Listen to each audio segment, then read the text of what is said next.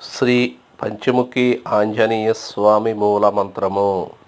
రోజు ఉదయం సాయంకాలం ఈ మంత్రాన్ని 9 సార్లు జపించిన వారికి నరదిష్టి తొలుగును, బుద్ధిబలం పెరుగును, అభివృద్ధి పెరుగును, గాలి చేష్టలు తొలుగును, అపార శక్తి లభించును. ఆ మంత్రము ఓం అస్య శ్రీ పంచముఖి వీరహన్మద్దేవత మహామంత్రస్య పూజా సంకల్పం. ఓం నమో భగవతే హనుమతే శ్రీరామ ఋషి.